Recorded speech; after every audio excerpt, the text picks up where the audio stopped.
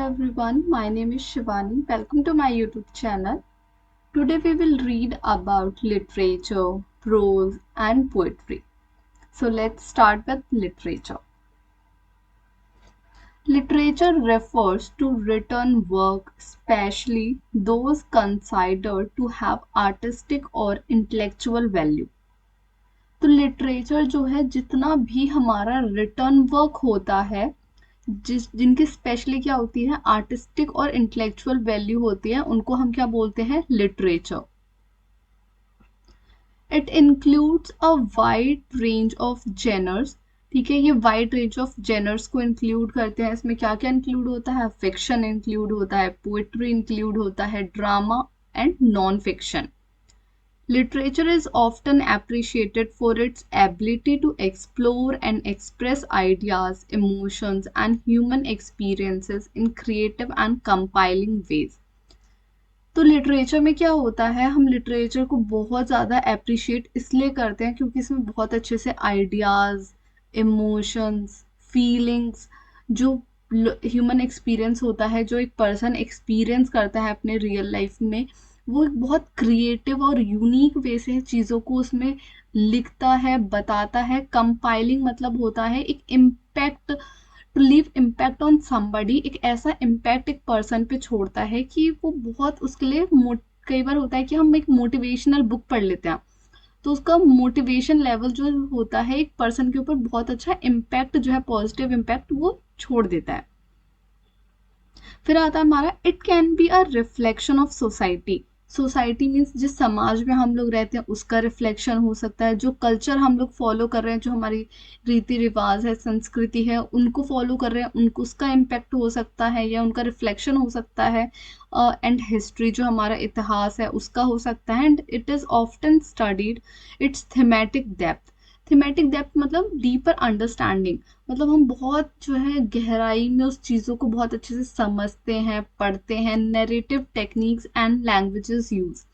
Narrative techniques and languages क्या होता है कि उस नरेटिव टेक्निक्स में क्या हो जाता है कि उस पूरे चीज़ का plot, setting, dialogue, perspective, scene बहुत अच्छे से जो है एक अच्छी टेक्निक में लिखा जाता है, बताया जाता है कि जो कि लिटरेचर को बहुत इंटरेस्टिंग बनाता है. तो ये सारे पॉइंट्स क्या हैं, लिटरेचर के पॉइंट्स हैं. आई होप आपको लिटरेचर क्लियर हुआ होगा. अब हम आ जाते हैं प्रोज के ऊपर. Prose is a form of written or spoken language that follows a natural flow of speech. Prose क्या है? एक ऐसा रिटन और स्पोकन लैंग्वेज का फॉर्म होता है जो कि क्या होता है, उसका नेचुरल फ्लो होता है.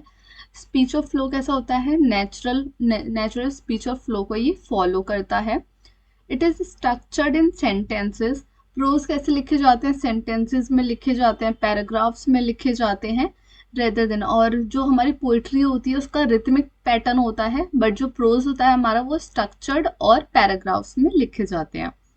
It is the most common form of writing and it is used in a variety of genres.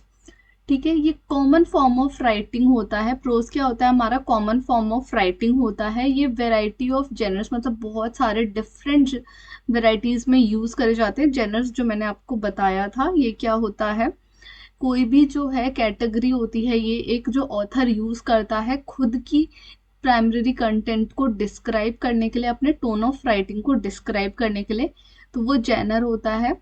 Including novel, short stories, ऐसे, आर्टिकल्स एंड रिपोर्ट्स. तो ये जो कॉमन फॉर्म ऑफ राइटिंग होती है प्रोज कहाँ कहाँ पे यूज़ करी जाती है? नॉवेल्स में यूज़ करी जाती है. जो छोटी छोटी स्टोरीज बनाते हैं हम उनमें यूज़ करी जाती है.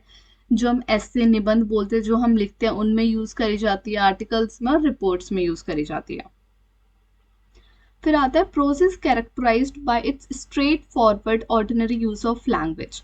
ठीक है, प्रोज कैसा होता है? स्ट्रेट फॉरवर्ड होता है, सिंपल टू द पॉइंट. इसके अंदर मेंशन होती हैं सारी की सारी चीजें, जो उसकी सेंटेंसेस होती हैं, पैराग्राफ्स होते हैं. Prose often uses metre, rhyme and line breaks. Prose is typically more focused, clear communication. Prose में क्या होते हैं? मीटर, राइम और लाइन ब्रेक्स यूज करे जाते हैं.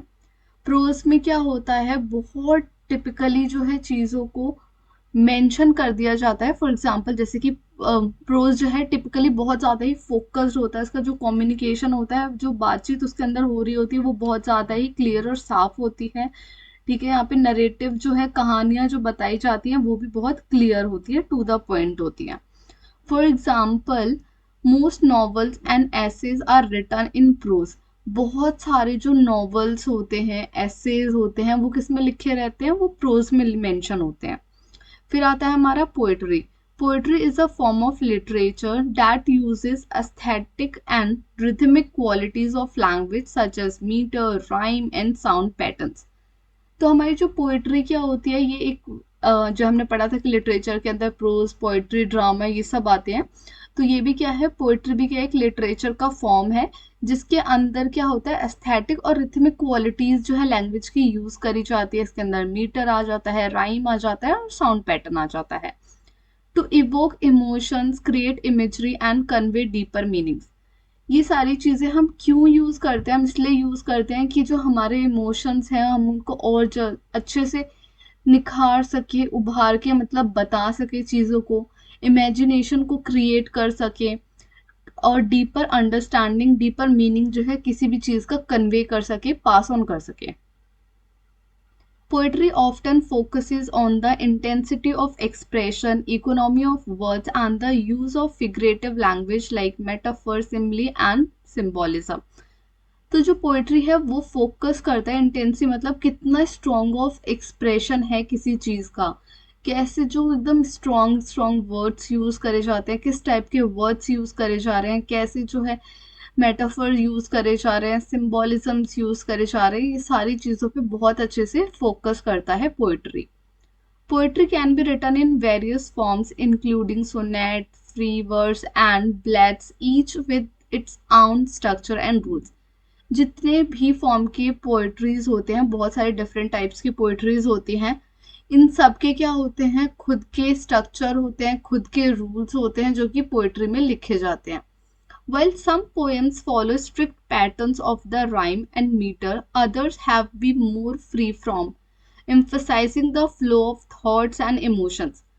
कुछ पोएम्स होती हैं जो कि स्ट्रिक्ट पैटर्न फॉलो करती हैं राइम का, मीटर का, बट कुछ पोएम जो होती हैं वो बहुत फ्लो ऑफ थॉट्स, मतलब बिल्कुल फ्री उनका फॉर्म होता है, सिर्फ उनके विचार जो हैं बहुत फ्लो के साथ जो है एक्सप्रेस कर दिए जाते हैं, उसकी फीलिंग्स जो है बहुत फ्रीली एक्सप्रेस करी जाती हैं। अ फेमस यूजफुल एग्जाम्पल, जो फेमस एग्जाम्पल है पोइट्री का वो किसका है, विलियम वर्ड्सवर्थ का है, I wandered lonely as a cloud. तो ये पोइट्री है जो बहुत ज्यादा फेमस है। तो यहाँ पे हमने समझा आज लिटरेचर का डेफिनेशन पूरा इन डिटेल, प्रोज क्या होता है, पोइट्री क्या होता है, ये हमने जो है तीनों बिल्कुल अच्छे से कवर कर लिया है।